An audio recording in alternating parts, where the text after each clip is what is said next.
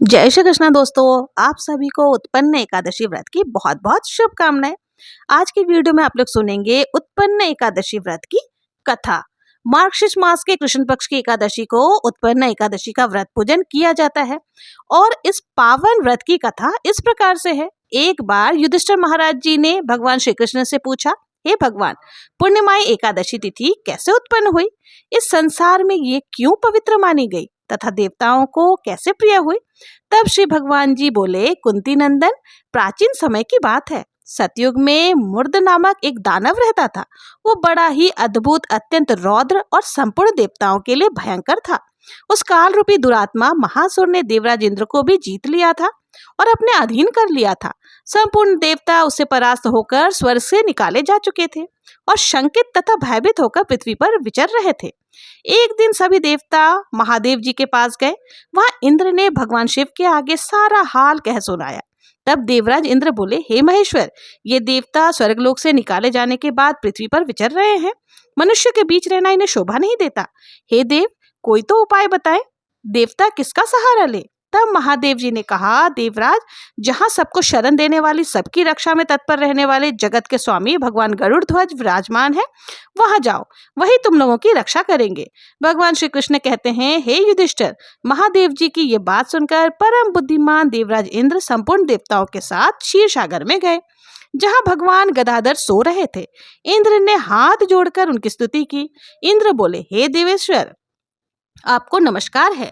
देव, आप ही पति, आप ही मति, आप ही कर्ता और आप ही कारण है। आप ही सब लोगों की माता और आप ही इस जगत के पिता हैं। देवता और दानव दोनों ही आपकी वंदना करते हैं। हे पुंडरीकाक्ष, आप तो दैत्यों के शत्रु हैं। हे मधुसूदन, हम लोगों की रक्षा कीजिए। प्रभु, हे जगन्नाथ, अत्यंत उग्र स्वभाव वाले महाबली मूर नामक दैत्य ने इन संपूर्ण देवताओं को जीतकर स्वर्ग से बाहर निकाल दिया है। भगवान देव देवेश्वर शरणागत वत्सल सभी देवता भयभीत होकर इस समय आपकी शरण में आए हैं। दानवों का विनाश करने वाले कमल नयन है, भक्त वत्सल देव देवेश्वर है। जनार्दन, हमारी रक्षा कीजिए, रक्षा कीजिए प्रभु। भगवान शरण में आए हुए देवताओं की सहायता कीजिए। इंद्र की बात सुनकर तब भगवान विष्णु बोले, देवराज, ये दानव कैसा है? उसका रूप और बल कैसा है? और उस दुष्ट के रहने का स्थान कहाँ है? तब देवराज इंद्र बोले, देवेश्वर, पूर्व समय में ब्रह्मा जी के वंश में तालजंख नाम का एक महान असुर उत्पन्न हुआ था, जो कि अत्यंत भयंकर था। उसका पुत्र मरु दानव के नाम से विख्यात है। वो भी अत्यंत उत्कट, महापराक्रमी और देवताओं के लिए भयंकर है। चंद्रावती नाम से प्रसिद्ध एक नगरी है, उसी में स्थान बनाकर वो रहता है। उस दैत्य ने तो समस्त देवताओं को परास्त करके उन्हें उन्हीं के स्वर्गलोक से बाहर कर दिया है। उसने एक दूसरे ही इंद्र को स्वर्ग के सिंहासन पर बैठा दिया है। अग्नि, चंद्रमा, सूर्य, वायु और वरुण भी उसने दूसरे ही बना लिए हैं। हे जनार्दन, मैं सच्ची बात कह रहा हूँ, उसने सब कोई दूसरे ही कर लिए हैं। देवताओं को तो उसने प्रत्येक स्थान से ही वंचित कर दिया है। इंद्र की ये बात सुनकर भगवान जनार्दन को बड़ा क्रोध आया। उन्होंने देवताओं के साथ लेकर चंद्रावती नगरी में प्रवेश किया। भगवान गदाधर ने देखा कि दैत्यराज बारंबार गर्जना कर रहा है और उसे परास्त होकर संपूर्ण देवता दसों दिशाओं में भाग रहे हैं। अब वो दानव भगवान विष्णु को देखकर बोला, खड़ा रहे, खड़ा रहे। उसकी यह ललकार सुनकर भगवान के नेत्र क्रोध से लाल हो गए। वो बोले, अरे ओ दुराचारी दानव, मेरी इन भुजाओं को देखकर। ऐसा कहकर श्री विष्णु ने अपने दिव्य बाणों से सामने आए हुए दुष्ट दानवों को मारना आरंभ कर दिया। दानव भय से विह्वल हो उठे। पांडुनंदन, इसके पश्चात श्री विष्णु ने दैत्य सेना पर चक्र का प्रहार किया। उसे छिन्न भिन्न होकर सैकड़ों योद्धा मौत के मुख में चले गए। इसके बाद भगवान मधुसूदन बद्रिका के आश्रम को चले गए। वहां सिंहावती नाम की गुफा थी, जो 12 योजन लंबी थी। हे पांडुनंदन, उस गुफा में एक ही दरवाजा था। भगवान विष्णु उसी में जाकर सो गए और वो दानव मूर, वो तो भगवान को मार डालने के उद्योग में उनके पीछे पीछे ही लगा हुआ था, इसलिए उसने भी उसी गुफा में प्रवेश कर लिया। वो भगवान को सोते हुए देखकर उसे बड़ा हर्ष हुआ। उसने सोचा कि ये दानवों को भय देने वाला देवता है, इसलिए मैं इस निसंदेह इसे मार डालूंगा। हे युधिष्ठिर, दानव के इस प्रकार विचार करते ही भगवान श्री हरि विष्णु के शरीर से एक दिव्य कन्या प्रकट हुई, जो बहुत ही रूपवती, सौभाग्यशालिनी और दिव्य अस्त्र शस्त्रों से सुसज्जित थी। वह भगवान के तेज के अंश से उत्पन्न हुई थी। उसका बल और पराक्रम महान था। हे युधिष्ठिर, दानवराज मूर्ध ने उस कन्या को देखा। कन्या ने युद्ध का विचार करके दानव के साथ युद्ध के लिए याचना की और देखते ही देखते भयंकर युद्ध छिड़ गया। कन्या सभी प्रकार की युद्ध कलाओं में निपुण थी। वो मूर नामक महान असुर को उसके हुंकार मात्र से ही राख का ढेर हो गया और दानव के मारे जाने पर भगवान जाग उठे। उन्होंने दानव को धरती पर इस प्रकार निष्प्राण पड़ा देखा। कन्या से पूछा, मेरा ये शत्रु तो अत्यंत उग्र और भयंकर था, किसने इसका वध किया है? तब कन्या बोली, स्वामी, आपके ही प्रसाद से मैंने इस महादैत्य का वध कर डाला है। श्री भगवान ने कहा, कल्याणी, तुम्हारे इस कर्म से तीनों लोकों के मुनि और देवता आनंदित हुए हैं, अतः तुम्हारे मन में जैसी इच्छा हो उसके अनुसार मुझसे कोई वर मांग लो। देव दुर्लभ होने पर भी वो वर मैं तुम्हें जरूर से दूंगा, इसमें तनिक भी संदेह नहीं है। वो कन्या साक्षात एकादशी ही थी। उसने कहा, प्रभु, यदि आप प्रसन्न हैं तो मैं आपकी कृपा से सब तीर्थों में प्रधान, समस्त विघ्नों का नाश करने वाली तथा सब प्रकार की सिद्धि देने वाली देवी हो जाऊं। जनार्दन, जो लोग आप में भक्ति रखते हैं, मेरे दिन को उपवास करेंगे, उन्हें सब प्रकार की सिद्धि प्राप्त हो। माधव, जो लोग उपवास, भक्त, भोजन अथवा एक भुक्त करके मेरे व्रत का पालन करेंगे, उन्हें आप धर्म, धर्म और धन और मोक्ष प्रदान कीजिए। श्री विष्णु बोले, कल्याणी, तुम जो कुछ कहती हो वो सब पूर्ण हो जाएगा। भगवान श्री कृष्ण कहते हैं, हे युधिष्ठिर, ऐसा वर पाकर महाव्रता एकादशी बहुत ज्यादा प्रसन्न हुई। दोनों पक्षों की एकादशी समान रूप से कल्याण करने वाली है। इसमें शुक्ल पक्ष और कृष्ण पक्ष का भेद कभी नहीं करना चाहिए। यदि उदय काल में थोड़ी सी एकादशी, मध्य में पूरी द्वादशी और अंत में अगर थोड़ी भी त्रयोदशी हो तो वो त्रिपर्ष कहलाती है। वो भगवान को सबसे ज्यादा प्रिय है। यदि एक त्रिस्पर्शा एकादशी को उपवास कर लिया जाए तो 1000 एकादशी व्रतों का फल प्राप्त हो जाता है और इसी प्रकार द्वादशी में पारण करने पर 1000 गुना फल माना गया है। अष्टमी, एकादशी, षष्ठी, तृतीया और चतुर्दशी ये तिथि पूर्व तिथि से विक्त हो तो उनमें व्रत नहीं करना चाहिए। परिवर्तनी तिथि से युक्त होने पर भी उनमें उपवास का विधान है। पहले दिन में और रात में भी एकादशी हो तथा दूसरे दिन केवल प्रातः काल एक दंड एकादशी रहे तो पहली तिथि का परित्याग करके दूसरे दिन की द्वादशी युक्त एकादशी का ही उपवास करना चाहिए। ये विधि मैंने दोनों पक्षों की एकादशी के लिए बताई है। जो मनुष्य एकादशी को उपवास करता है वो वैकुंठ धाम में जाता है, जहाँ साक्षात भगवान गरुड़ ध्वज विराजमान रहते हैं। जो मनुष्य के हर समय एकादशी के महत्व का पाठ करता है उसे 1000 गौदान के समान पुण्य फल की प्राप्ति होती है। जो दिन में या रात में भक्ति पूर्वक इस महात्मा का श्रवण करते हैं वो निसंदेह ब्रह्म हत्या आदि पापों से मुक्त हो जाते हैं। एकादशी के समान पाप नाशक व्रत दूसरा कोई और है ही नहीं। इस प्रकार जब भगवान श्री कृष्ण ने धर्मराज युधिष्ठिर से उत्पन्न एकादशी की कथा कही और उसका महत्व और भगवान विष्णु के तेज से एकादशी माता के प्राकट्य का वर्णन सुनाया, तब सभा का वातावरण अद्भुत चैतन्य से भर गया। सभी पांडव, द्रौपदी, भीम, अर्जुन, नकुल, सहदेव और विद्वान ऋषि मुनि उस दिव्य कथा से आनंद और विस्मय में डूब गए। श्री कृष्ण ने तब मुस्कुराते हुए कहा, हे धर्मराज, जो मनुष्य उत्पन्न एकादशी का व्रत रखे या श्रद्धा पूर्वक इसका कथा का श्रवण मात्र भी कर ले, उसके पूर्व जन्मों के सभी पाप स्वयं ही नष्ट हो जाते हैं। यह एकादशी मोक्षदायिनी है और कलयुग में मानव को धर्म पथ पर स्थिर रखने वाली है, इसलिए इसका पालन अवश्य ही करना चाहिए।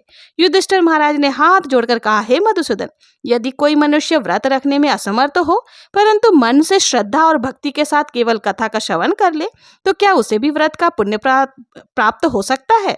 तब भगवान श्री कृष्ण ने सौम्य स्वर से उत्तर दिया, हाँ धर्मराज, जहाँ भक्ति है वहाँ मेरी कृपा है। व्रत केवल शरीर का अनुशासन है, लेकिन कथा श्रद्धा से सुनना आत्मा का शुद्धिकरण है।